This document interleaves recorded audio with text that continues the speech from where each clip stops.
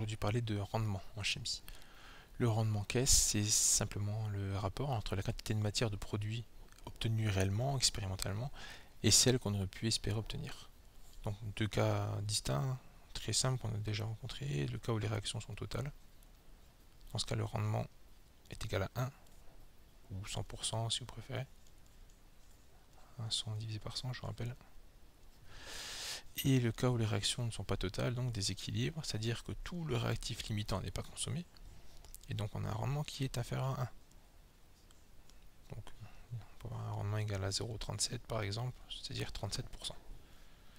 Donc la formule utilisée est relativement facile à retenir. Donc le rendement est égal au quotient de la quantité de matière de produit expérimentalement obtenu à la quantité de matière de produit qu'on aurait pu espérer obtenir, donc j'ai mis TH pour théorique, dans le cas où la réaction est totale. Alors on va s'intéresser à un exemple concret pour bien comprendre comment calculer un rendement.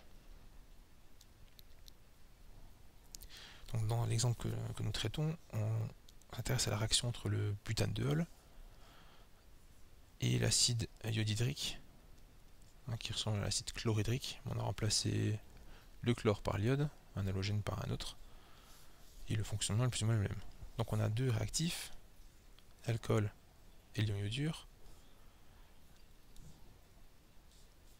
enfin deux réactifs principaux qui vont permettre de former le produit qui nous intéresse, qui est le 2-iodobutane.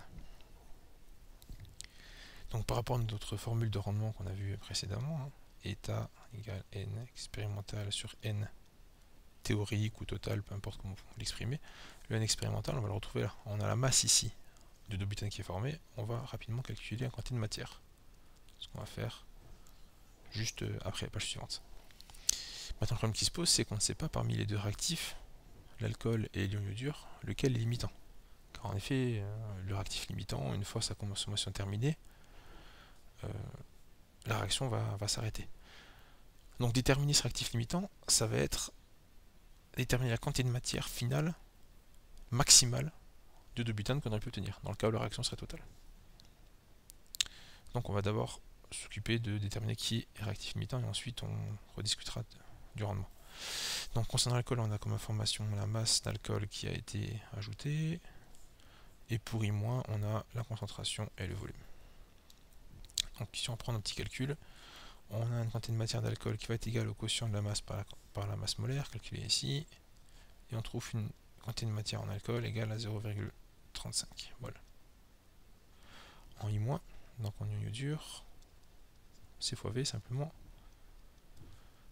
donc 7,5 fois 0,050, et on trouve 0,375. Voilà. Comme c'est une réaction mol à mol, c'est-à-dire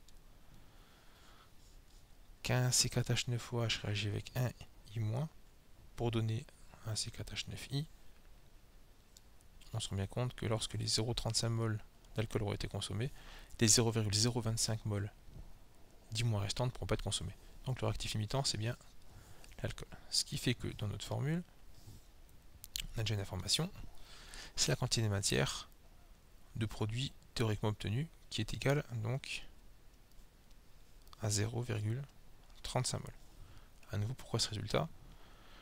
La quantité de matière en alcool est de 0,35 mol. Or, si tout l'alcool est consommé, sachant qu'une mol d'alcool, même une molécule d'alcool, provoque l'apparition, par réaction, d'une molécule d'iodobutane, une mol va permettre l'apparition d'une mol, donc 0,35 mol va permettre l'apparition de 0,35 mol d'iodobutane. Donc la quantité de matière maximale qu'on peut espérer en iodobutane, c'est 0,35.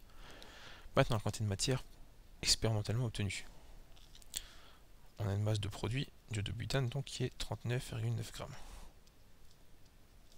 La masse molaire est ici, 184 grammes par mol.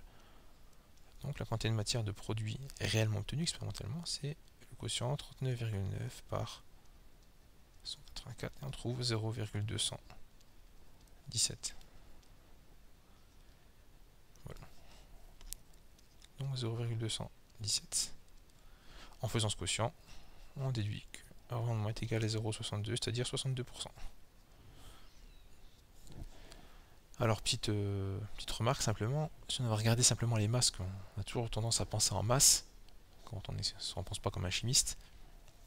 et on remarque qu'on a produit 39,9 grammes de butane à partir de 25,9 grammes d'alcool. Donc on a produit une masse plus importante de butane que la masse d'alcool qu'on avait au départ, ce qui peut paraître paradoxal, mais ça n'est pas du tout parce que une mole de butane pèse 184 grammes alors qu'une mole d'alcool ne pèse que 74 grammes. C'est une petite parenthèse un peu pour ceux qui sont encore en guerre contre les quantités de matière. Voilà, en tout cas le calcul du rendement nous permet d'arriver à cette valeur-ci. Donc ce qui peut être utile pour vous, ça va être de refaire cet exercice si vous ne l'avez pas déjà fait en mettant en pause votre vidéo, comme on le fait d'habitude. Voilà, vous laissez un peu mûrir tout ça pendant quelques heures, ou vous voyez ça demain, et vous refaites cet exercice déjà, et si vous y arrivez, vous pouvez vous attaquer au rendement des TP, des 2 TP de synthèse qu'on a fait juste avant les vacances. Enfin, dernièrement. À bientôt.